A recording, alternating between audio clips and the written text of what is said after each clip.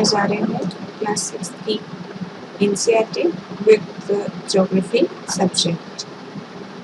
की एनसीईआरटी में ये हमारा इंडेक्स है जिसमें हम देख सकते हैं the earth in the solar system, globe, latitudes and longitudes, motions of the earth, maps, major domains of the earth, major landforms of the earth, our country India and India, climate, vegetation and wild life. इन सभी chapters को cover करते हुए हम discuss करेंगे इनके बारे में, इनके इम्पॉर्टेंट फैक्ट्स के बारे में और इसके इम्पॉर्टेंट पॉइंट्स के बारे में। So today we are starting with globe, latitudes and longitudes. तो फ्रेंड्स, सबसे पहला सवाल उठता है व्हाट इज अ ग्लोब। जैसा कि हमारी एनसीईआरटी में भी हमें डिस्क्राइब किया गया है that globe is a true model of the अर्थ। बचपन से हम सभी ने ग्लोब को देखा है। हम सभी जानते हैं कि जो ग्लोब होता है वो एक नीडल के थ्रू एक टिल्टेड मैनर में फिक्स किया जाता है। That is the globe is always fixed in a tilted manner, ये हम जानते हैं। जो दो पॉइंट्स होते हैं जो कि नीडल के पॉइंट्स जिनसे कि हमारी नीडल पास करती है वो कहलाते हैं हमारे two poles, that is the north pole and south pole. अच्छा, अगर हम बात करें रियल अर्थ की फॉर एन एग्जांपल, तो हम ये जानते हैं अगर जब हम किसी भी स्पेस सेंटर्स की जो भी फोटोज आती हैं या कोई भी तरीके से अगर हम देखते हों तो हमें ये मालूम है कि जो हमारी रियल अर्थ है उसमें ऐसी कोई नीडल नहीं होती है, ये हम जानते हैं। और हमारी अर्थ जिस एक्सिस के अराउंड मूव करती है वो एक इमेजिनरी लाइन है। सो प्लीज इसको याद रखें that the earth moves around a imaginary axis. फिर हमारे पास आता है हमारा next topic that is latitudes. तो फ्रेंड्स, सबसे पहले मैं आपको बता दूं कि लैटिट्यूड्स दिखते कैसे हैं। सपोज ये हमारा अर्थ है, तो इसमें हम देख सकते हैं that there are some horizontal lines जो कि आपको ड्रॉ दिख रही हैं। इसमें आपको दिख रहा है 0 degree, 30 degree north, 60 degree north, 90 degree north, इस तरीके से। तो हम चेक करते हैं कि ये क्या है। So latitudes are nothing but an imaginary horizontal lines. Latitudes एक इमेजिनरी हॉरिजॉन्टल लाइंस है। अच्छा, ये बात हो गई कि ये भी एक इमेजिनरी लाइंस है। अब दूसरा पॉइंट आता है angular distance of a place from the earth centre. तो ये समझने के लिए हम देखते हैं हमारे इस डायग्राम को, जिसमें हम देख सकते हैं कि हम जानते हैं हमारी जो अर्थ है वो स्फेरिकल इन शेप है, हमें पता है। तो जब हमारी अर्थ स्फेरिकल इन शेप है तो उसके सेंटर पॉइंट से अगर मैं किसी प्लेस का एक जो कि हमारी अर्थ की सरफेस पे होगा उसके सेंटर पॉइंट से अर्थ के सरफेस पर सिचुएटेड किसी पॉइंट का एंगुलर डिस्टेंस मेजर करूं तो उसे मैं, और उसके अबाउट अगर मैं एक सर्कल ड्रॉ करूं which will be an imaginary circle, अगर मैं वो सर्कल ड्रॉ करूं तो मैं देख सकती हूँ कि ऐसे मुझे तकरीबन 90 सर्कल्स मिलते हैं। कैसे मिलते हैं तो इसको समझते हैं। आप भी देखें कि इस पोजीशन से ये हमारी अर्थ का सेंटर है। अगर यहाँ से यहाँ एक लाइन ये जो कि ड्रॉ दिख रही है, क्योंकि इस पॉइंट से इस लाइन के बीच का जो एंगल है वो कितना है 0 डिग्री, तो ये कहलाएगा मेरा 0 डिग्री लैटिट्यूड। अब सिमिलरली इस पॉइंट से अर्थ के सेंटर से इस पॉइंट का जो डिस्टेंस है वो कितना है 5। तो अगर ये डिस्टेंस है 5 तो ये कितना हो गया 5 डिग्री लैटिट्यूड। आई होप आप लोगों को ये बात समझ में आई होगी। जो सेकेंड मोस्ट बात हम अब करेंगे, इम्पॉर्टेंट बात, वो है इक्वेटर के बारे में। इक्वेटर हमारे लिए एक बहुत ही इंपॉर्टेंट लैटिट्यूड का काम करता है। क्यों? Because equator is an imaginary line. Again I am repeating this, equator is an imaginary line running on the globe divides it into two equal parts. That is, equator एक ऐसी imaginary line है जो कि हमारे globe को दो equal parts में divide करती है। इस लाइन का जो नॉर्थन पार्ट है वो कहलाता है नॉर्दर्न हेमिस्फीयर और जो सदर्न पार्ट है वो कहलाता है southern hemisphere. It is a very important reference point two locate the places on earth. अब हम जानते हैं कि अगर हमें हमारी अर्थ पर किसी भी पॉइंट को लोकेट करना है तो हमें कुछ रेफरेंस पॉइंट्स की ज़रूरत होती है। So we use latitude as our reference point. All parallel circles from the equator up to the poles are called the parallels of latitudes. इसको देखते हैं तो नेक्स्ट वाला जो हमने अभी डायग्राम देखा था उसमें हम ये देख पाते हैं कि जो इनके बीच का डिस्टेंस है, आप अगर ध्यान से देखें कि जो लैटिट्यूड्स के बीच का डिस्टेंस है it always remains constants. That means कि जो लैटिट्यूड्स हैं उनको हम पैरेलल्स भी बोल सकते हैं, यानी कि ये एक दूसरे से पैरेलली सिचुएटेड होते हैं। उसके बाद हमारा 5th पॉइंट आता है latitudes are measured in degrees. हम जानते हैं कि हम लैटिट्यूड्स को डिग्रीज में मेजर करते हैं। Last point is the equator represents the 0 degree latitude. 0 degree latitude क्यों कहा जाता है, इसका रीजन मैंने आपको बताया कि अगर अर्थ के सेंटर से हम यहाँ पर एक लाइन ड्रॉ कर रहे हैं और ये जो एंगल है ये क्योंकि 0 डिग्री है और इस पॉइंट के कॉरस्पॉन्डिंग जब मैंने एक सर्कल ड्रॉ किया है तो वो मुझे बताता है कि ये जो है 0 डिग्री ऑफ इक्वेटर बना। ठीक इसी तरीके से आप बाकी सर्कल्स भी ड्रॉ करें तो आपको आगे भी मिलते जाएंगे 0 degree, 30 degree, 60 degree and so on. अच्छा, एक बात जो और इस डायग्राम में हम देख पा रहे हैं वो ये है कि 30 डिग्री नॉर्थ लिखा है, 30 डिग्री साउथ लिखा है। क्यों इसको ना तो 30 इधर पे कुछ और, इधर पे कोई और नंबर, यहाँ पे कोई और नंबर दिया गया? इसलिए नहीं दिया गया फ्रेंड्स क्योंकि इक्वेटर जो है वो हमारा एग्जैक्टली मिडिल पार्ट है। मिडिल पार्ट है, that means it is dividing our earth in northern hemisphere and southern hemisphere. तो अगर हम 1 डिग्री चले तो नॉर्थ के टुवर्ड्स चले, 1 डिग्री चले तो साउथ के टुवर्ड्स चले। इसको समझने के लिए हमने सिमिलर नंबर्स यूज किए हैं but with opposite direction, that is north and south. I hope आप लोगों को ये चीज समझ में आ गई होगी। हमारा जो सेकंड टॉपिक है इसी चैप्टर में वो है हमारा इम्पॉर्टेंट पैरेलल्स ऑफ लैटिट्यूड्स। तो अभी जो हमने लैटिट्यूड्स देखे उसमें से कुछ इम्पॉर्टेंट लैटिट्यूड्स के बारे में हम बात करते हैं। तो ये 4 लैटिट्यूड्स जो हमें दिखाई दे रहे हैं, एक second I will show you the diagram. ये देखिए, इसमें आपको दिखाई देगा 0 डिग्री इक्वेटर जिसके बारे में हम पढ़ चुके हैं। उसके ऊपर आप देखें 23.5 डिग्री। अब क्योंकि अपर साइड है तो आप भी जानते हैं नॉर्थ होगा, तो 23.5 degree north, that is Tropic of Cancer. 66.5 degree north, that is Arctic Circle. Similarly south southern hemisphere की तरफ अगर हम देखें 23.5 degree south, that is Tropic of Capricorn and 66.5 degree of south, that is Antarctic Circle. 90 degree north is North Pole and 90 degree south is South Pole. यहाँ पर ये वही बात हमने की है। उसके बाद हम समझेंगे हीट जोन्स ऑफ द अर्थ को। तो हमारी जो अर्थ है उसके हीट जोन्स 3 पार्ट में डिवाइड किए गए हैं, टॉरिड और ट्रॉपिकल, टेम्परेट, फ्रिजिड। अब ये क्या होते हैं पहले हम डायग्राम के थ्रू इसको समझते हैं। तो देखिए, आपको डायग्राम में नजर आ रहा होगा 0 डिग्री इक्वेटर है, इसके 23.5 डिग्री नॉर्थ हमारा ट्रॉपिक ऑफ कैंसर है, इसके 23.5 डिग्री साउथ हमारी ट्रॉपिक ऑफ कैप्रिकॉर्न है। तो इनके बीच का जो ये पोर्शन पूरा आपको नजर आ रहा है ये है हमारा टॉरिड जोन और ट्रॉपिकल जोन। इसके बाद सिमिलरली हम ऊपर देखें तो 23.5 डिग्री नॉर्थ से 66.5 डिग्री नॉर्थ तक और 23.5 डिग्री साउथ से 66.5 डिग्री साउथ तक हमें जो रीजन मिलता है वो कहलाता है टेम्परेट रीजन। अब इसको हमने नाम दिया क्योंकि ये नॉर्थर्न हेमिस्फेयर में है तो नॉर्थ टेम्परेट जोन और सदर्न हेमिस्फेयर में है तो south temperate zone. Similarly 66.5 degree north से 90 डिग्री पोल्स तक का जो रीजन है वो कहलाया फ्रिजिड जोन और 66.5 डिग्री साउथ से 90 डिग्री ऑफ साउथ तक का जो रीजन है वो कहलाया हमारा फ्रिजिड जोन। तो अगर हम देखें इनका डिस्क्रिप्शन तो हम देखते हैं टॉरिड और ट्रॉपिकल जोन जो कि हमने देखा 23.5 डिग्री नॉर्थ से 23.5 डिग्री साउथ तक है।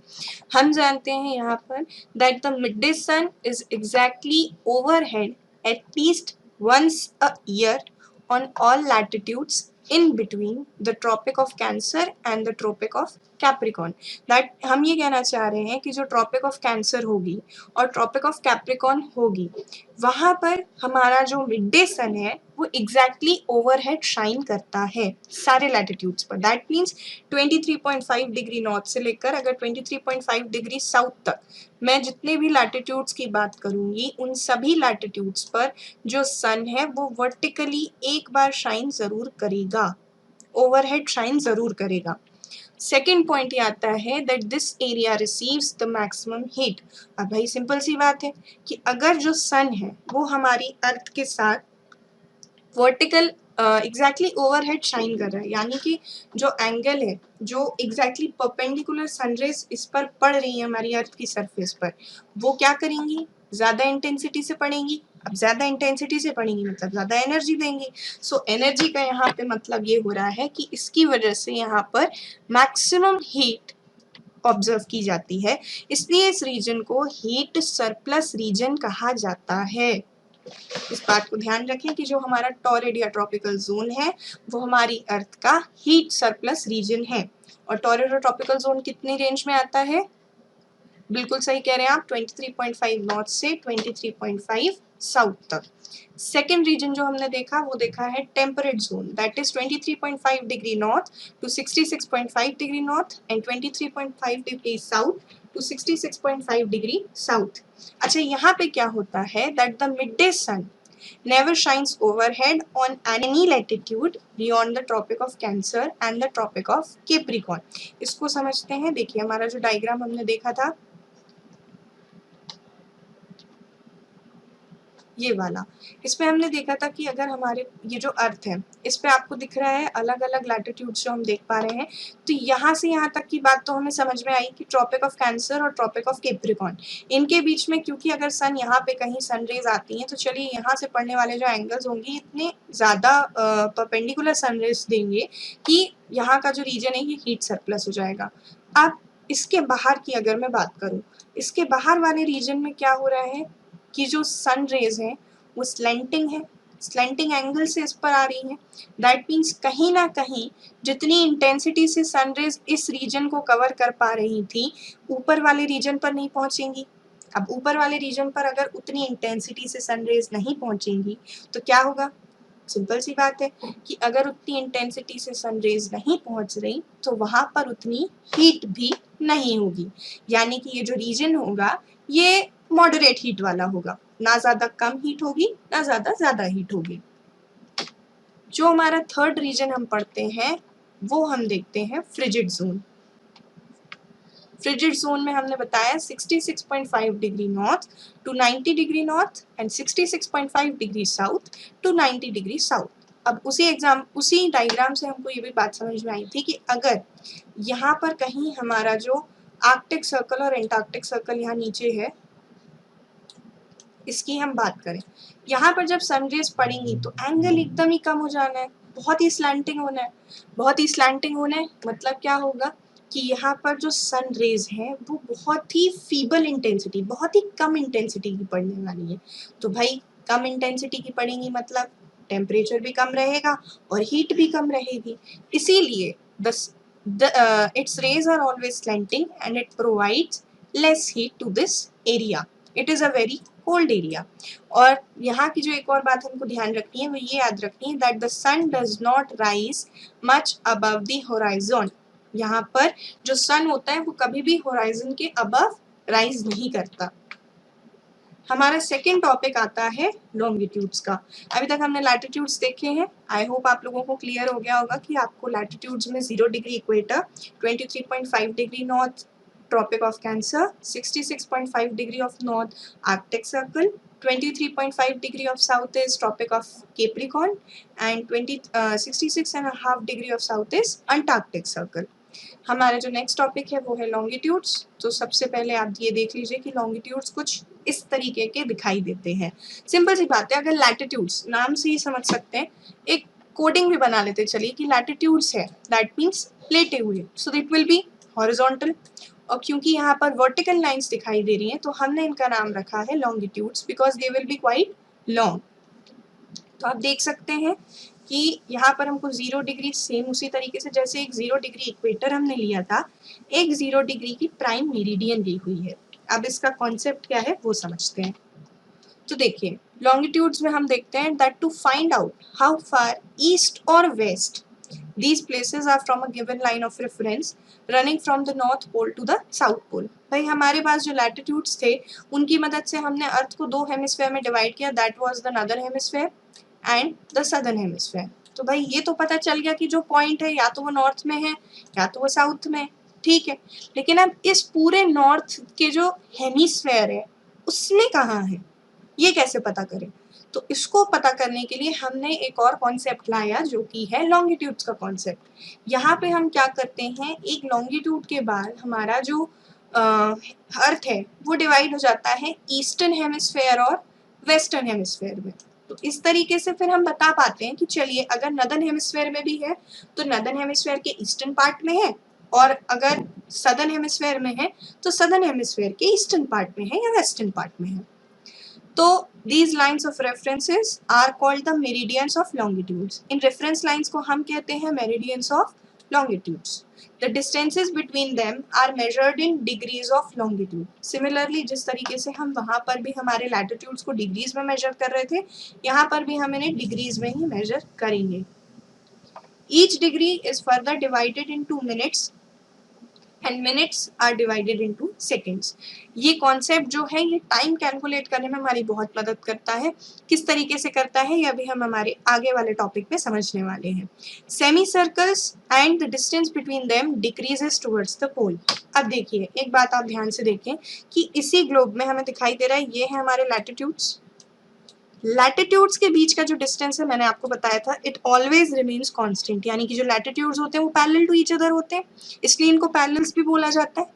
लेकिन अगर आप ध्यान से देखें तो जो हमारे लॉन्गिट्यूड्स हैं इक्वेटर के पास तो इनके बीच का डिस्टेंस बहुत ज़्यादा है, लेकिन जैसे जैसे ये टुवर्ड्स द पोल शिफ्ट कर रहे हैं इनके बीच का जो डिस्टेंस है वो कम हो रहा है। That means somewhere we can say that the distance between the longitude does not remains constant. It is maximum at equator and minimum near the poles. Unlike the parallels of latitudes, all meridians are of equal length.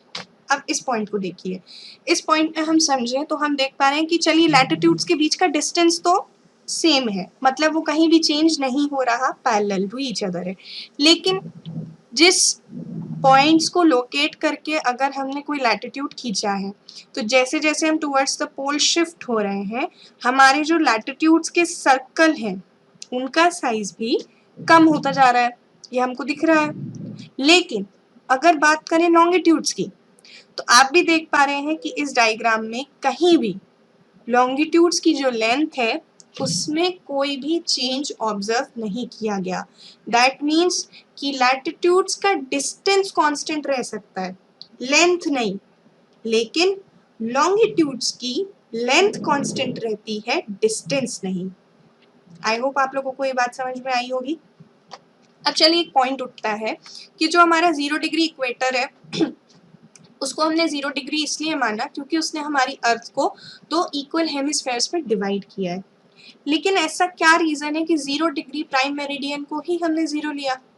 भाई कुछ भी ले सकते थे, कोई भी location ले सकते थे। अगर ईस्ट और वेस्ट ही जाना है तो ग्रीनविच मेरिडियन ही क्यों? तो इसका रीजन ये दिया जाता है कि ये जो हमारा 0 डिग्री का प्राइम मेरिडियन है ये पास होता है ग्रीनविच लोकेशन से, जहां पर हमारी ब्रिटिश रॉयल ऑब्जर्वेटरी लोकेट की जाती है। तो इसके कारण हमने लॉन्गिट्यूड्स में 0 डिग्री लॉन्गिट्यूड्स को कैलकुलेट किया है ग्रीनविच से, जहां पर हमारी ब्रिटिश रॉयल ऑब्जर्वेटरी लोकेट की जाती है। This meridian is called the prime meridian and its value is 0 degree longitudes. इसके बाद हमारा नेक्स्ट पॉइंट आता है लॉन्गिट्यूड एंड टाइम। जैसा कि मैंने अभी आप लोगों को बताया कि लॉन्गिट्यूड की मदद से हम कैलकुलेट करते हैं टाइम को, तो कैसे करते हैं वो समझते हैं। अच्छा देखिए, हम सभी जानते हैं that sun is the best time keeper throughout the world. I mean जब तक सन हमारे आसमान में रहता है, जब तक हमारे विजन में रहता है, तब तक हम पता कर सकते हैं कि सुबह है या शाम। कैसे? Shadow cast by the sun is the shortest at noon and longest at the time of sunrise and sunset. अब देखिए, अगर किसी भी पॉइंट की या किसी पर्सन की भी सन के टुवर्ड्स शैडो देखी जाए तो नून टाइम में वो शॉर्टेस्ट होती है। तो हम बता सकते हैं क्यों? क्योंकि सन जो है एग्जैक्टली वर्टिकल ओवरहेड है, हमारे सर के बिल्कुल ऊपर होगा, तो हमारी जो शैडो होगी वो शॉर्टेस्ट होगी। लेकिन जब सन राइज होता है या सन सेट होता है तो हम खड़े होते हैं कुछ इस तरीके से, एक पर्सन खड़ा है और जो सन है वो सनराइज के समय यहाँ होता है और सनसेट के समय भी कुछ इसी पोजीशन पर होता है। तो उसकी वजह से जो सनरेज उस पर पड़ती हैं उससे उसकी शैडो जो होती है वो लॉन्गेस्ट होती है। इसलिए हम जानते हैं कि शैडो की मदद से हम फाइंड आउट करते हैं कि सनराइज, सनसेट और नून टाइम। अब देखिए, हम जानते हैं that the earth rotates from west to east. Earth भाई कहाँ से कहाँ रोटेट करती है, वेस्ट टू ईस्ट रोटेट करती है, ठीक है। तो those places east of Greenwich will be ahead of Greenwich time and those to the west will be behind it। अब इसको कैसे समझें, देखिए बचपन से हम सब ने सुना है the sun rises from the east, ठीक है, हम जानते हैं। तो वैसे तो सन कहीं राइज नहीं होता है, सन स्टेशनरी है, क्योंकि अर्थ रोटेट करती है इसलिए ऐसा लगता है कि सनराइज हो रहा है। तो हम जानते हैं that the earth rotates from west to east, मतलब जो ईस्टर्न पार्ट होगा, अगर ये हमारी 0 डिग्री की जीएमटी है, एक सेकेंड, अगर ये हमारी 0 डिग्री की प्राइम मेरिडियन है, तो इसका जो ईस्टर्न पार्ट है वो पहले सन रेस को फेस करने वाला है, और जो वेस्टर्न पार्ट है वहां पर अभी तक सन पहुंचा ही नहीं है। तो अगर मैं ये मानूं कि इस वक्त मेरी जो प्राइम मेरिडियन है उसमें बजे हैं दोपहर के 12, अब यहाँ बज रहे हैं दोपहर के 12, तो कहने का मतलब ये हुआ कि यहाँ से तो 12 बज के पास हो चुके होंगे, क्योंकि ये हिस्सा सन के रेस के सामने से गुजर चुका है, सन के सामने से ये लॉन्गिट्यूड्स पास ऑन हो चुके हैं। इसलिए अगर यहाँ 12 बज रहे हैं तो यहाँ 12 के बाद का समय होगा, और क्योंकि ये हिस्सा अभी तक सन के सामने नहीं आया है, इसलिए यहाँ पर जो है 12 से पहले का समय होगा। इसको कैलकुलेट करने का तरीका वही उन्होंने कहा है that those places east of Greenwich will be ahead of Greenwich time and those to the west will be behind it। अब देखिए हमारी जो अर्थ है वो 24 आवर्स में अपना एक रोटेशन पूरा करती है, ये हमें पता है। तो अगर 24 आवर्स में रोटेशन पूरा करती है तो ये कितने डिग्री लॉन्गिट्यूड्स घूम रही है, 360 डिग्री लॉन्गिट्यूड्स घूम रही है। अब अगर आप 360 को 24 से डिवाइड करें तो आपको पता चलेगा that 15 degree in an hour, यानी कि ये जो हमारे लॉन्गिट्यूड्स हैं ये 1 घंटे के समय में 15 लॉन्गिट्यूड्स सन के सामने से गुजर जाते हैं, ठीक है। इसका मतलब ये हुआ कि 1 डिग्री लॉन्गिट्यूड को पास होने में 4 मिनट का समय लगता है। तो इसी बेसिस पे हम कैलकुलेट कर रहे हैं that when it is 12 noon at Greenwich, मैंने आपसे कहा it is 12 noon at Greenwich and the time at 15 degree east of Greenwich will be 15 into 4 कर दीजिए आप, क्यों, क्योंकि एक डिग्री लॉन्गिट्यूड की वैल्यू क्या है 4 मिनट्स, और ये कितना है 15 डिग्री। तो अगर आप 15 into 4 करें तो आपको मिलता है 60 minutes, that is 1 hour ahead of Greenwich time which means 1 PM। लेकिन अगर मैं 15 डिग्री ईस्ट की जगह आपसे कहूँ कि चलिए 15 डिग्री वेस्ट का टाइम मुझे कैलकुलेट करके बताइए, तो आप क्या करेंगे, आप निकालेंगे सेम मेथड, 15 into 4 तो 60 मिनट्स ही रहेगा। उसके बाद आप क्या करेंगे, वेस्ट है, अब वेस्ट है तो मैंने आपसे क्या बोला that it is behind of Greenwich, it is behind of Greenwich, मतलब ये क्या हुआ 60 मिनट्स पीछे हुआ, 60 मिनट्स पीछे हुआ, मतलब अगर यहाँ पर दोपहर के 12 बजे हैं तो इससे 60 मिनट्स पीछे जाना है, यानी कि सुबह के 11 बजे होंगे, ठीक है। इसी तरीके से हम लॉन्गिट्यूड्स की मदद से टाइम को कैलकुलेट करते हैं। ओके फ्रेंड्स, तो आई होप आप लोगों को समझ में आ गया होगा कि लॉन्गिट्यूड की मदद से हम टाइम को किस तरीके से कैलकुलेट कर पाते हैं। अब हम देखते हैं हमारे इंडिया के रेफरेंस में। तो सबसे पहले मैं आपको दिखाऊंगी ये डायग्राम, जिसमें आप देख सकते हैं कि ये वर्ल्ड मैप है। यहाँ पर हमारा इंडिया इस जगह पर सिचुएटेड है। ये हमारी ज़ीरो डिग्री GMT है और यहाँ पर है हमारा इंडिया। अब आप देखेंगे कि इंडिया के नीचे आप जब देखें इसको मैच करें तो आपको दिख रहा है +5 ईस्ट। सिंपल सी बात हम यहाँ पे कर रहे हैं कि क्योंकि ये जो GMT है इंडिया इसके ईस्टवर्ड्स डायरेक्शन में सिचुएटेड है, इसलिए +5 and half more, so it's +5 and half. अब ये कैसे हुआ ये देखते हैं। तो देखिए फ्रेंड्स, ये जो डायग्राम हम देखें हमारे इंडिया के एक्सटेंशन का, इस पे हम देख पा रहे हैं कि इंडिया का गुजरात के हिस्से से लेकर अरुणाचल प्रदेश तक का जो ये हिस्सा है, ये स्टेट है, यहाँ जो आता है गुजरात आता है और यहाँ पर अरुणाचल प्रदेश। तो इंडिया का लॉन्गिट्यूडनल एक्सटेंशन देखने पर हमें ये पता चलता है कि इंडिया 68 डिग्री ईस्ट से 97 डिग्री ईस्ट तक सिचुएटेड है। ये इसका एक्सटेंशन है लॉन्गिट्यूड के अकॉर्डिंग। अब बीच में आपको एक और लाइन दिखाई दे रही है जो कि है 82.5 डिग्री। अच्छा ध्यान से आप देखें तो आपको ये पता चल रहा है कि 68 और 97 के एग्जैक्टली मिडिल में ये लाइन है। ये लाइन क्या है और इसका यूज़ क्या है ये हम अब समझते हैं। देखिए friends, Indian standard time that is IST। अभी हमने बात करी लॉन्गिट्यूडनल सिचुएशन की। हमने देखा इंडिया जो है 68 डिग्री ईस्ट से 97 डिग्री ईस्ट लॉन्गिट्यूड्स के बीच में है। ये जो 82.5 डिग्री ईस्ट की लाइन अभी हमने देखी उसे हम IST यानी कि इंडियन स्टैंडर्ड टाइम कहते हैं। अब इसकी नीड क्या है? देखिए फ्रेंड्स, अभी जब हमने बात करी थी टाइम की, हमने बोला कि कोई भी प्लेस हमारे ग्रीनविच मेरिडियन से कितना अहेड इन टाइम है या कितना बिहाइंड है, इसको कैलकुलेट करते हैं हम लॉन्गिट्यूड की मदद से। तो अब होता क्या है कि ये ज़रूरी तो नहीं, अलग अलग लॉन्गिट्यूड पोजीशन पे सिचुएटेड होने के कारण ये ज़रूरी नहीं है कि अगर किसी एक जगह पर 12 बजा है तो दूसरी जगह पर भी 12 ही बजे हों। इसमें होता क्या है, इसलिए हम यहाँ पे यूज़ करते हैं स्टैंडर्ड टाइम्स का।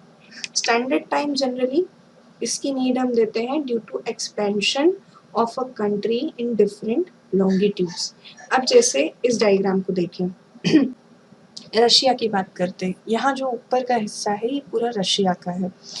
तो ये जो ऊपर के हिस्से में आप देख रहे हैं, यहाँ पे आपको डिफरेंट कलर्स दिखाई दे रहे हैं जो कि डिफरेंट टाइम जोन्स को रिप्रेजेंट करते हैं। अब आप ये समझिए कि अगर कोई कंट्री इतने सारे लॉन्गिट्यूड्स में डिवाइड है तो वहाँ पर टाइम डिफरेंस कितना ज़्यादा होगा। यानी कि आप यहाँ पर चलाई जाने वाली घड़ी के अनुसार यहाँ पे टाइम नहीं कैलकुलेट कर सकते। इसके लिए ज़रूरी होता है कि किसी जगह का उसकी लॉन्गिट्यूड की पोजीशन देखते हुए टाइम जोन डिसाइड किया जाए।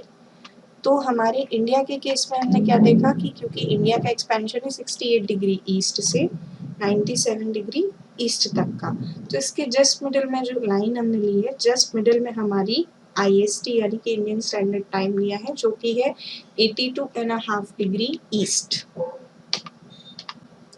नीड हमने अभी आपको बताया कि क्योंकि कंट्री का एक्सपेंशन बहुत ज़्यादा होगा अलग अलग लॉन्गिट्यूड्स में होने की वजह से, जो सनराइज करने का जो लॉन्गिट्यूड सन के सामने आता है उसके टाइमिंग्स में डिफरेंस होगा। मैं फिर से बताती हूँ आपको, मैंने आपको बताया था कि जो भी लॉन्गिट्यूड सन के पास से, देखिए ये वाले डायग्राम में मैंने बताया था कि अगर ये लॉन्गिट्यूड है, इसको सन के पास से गुजरने में लगते हैं 4 मिनट, तो अगर इसके आगे वाला लॉन्गिट्यूड है उसे लगेंगे अगले 4 मिनट। दैट मीन्स इनके बीच का जो डिफरेंस है वो 8 मिनट के आसपास है। इसीलिए ये ज़रूरी है कि अलग अलग लॉन्गिट्यूड्स के अकॉर्डिंग टाइम जोन्स को डिसाइड किया जाए। इसका मतलब ये बिल्कुल नहीं है कि आप हर एक लॉन्गिट्यूड पर टाइम जोन डिसाइड करें, बिल्कुल नहीं, ऐसा बिल्कुल नहीं होता है। जो कंट्रीज़ में डिफरेंस बहुत ज़्यादा देखा जाता है वहाँ पर टाइम जोन्स में मल्टीपल टाइम जोन्स के बारे में हम बात करते हैं। तो होता क्या है कि जैसे हमारा इंडिया है, अब हमारे इंडिया में approximately 68 degree to 97 degree, approximately ये 30 डिग्री के बीच का डिफरेंस है। 30 डिग्री के बीच का डिफरेंस है, मतलब आप ये समझ सकते हैं कुछ लगभग 2 घंटे का अंतर है। इसीलिए हमने एक मिडिल टाइम जोन कैलकुलेट किया जो इससे 1 घंटा आगे है और इससे 1 घंटा पीछे है। तो इसके हिसाब से हमारे यहाँ सिर्फ एक टाइम जोन है जो कि है हमारा 82.5 डिग्री ईस्ट की लाइन।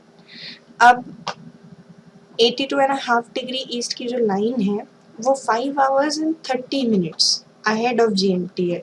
अब ये कैसे होगा?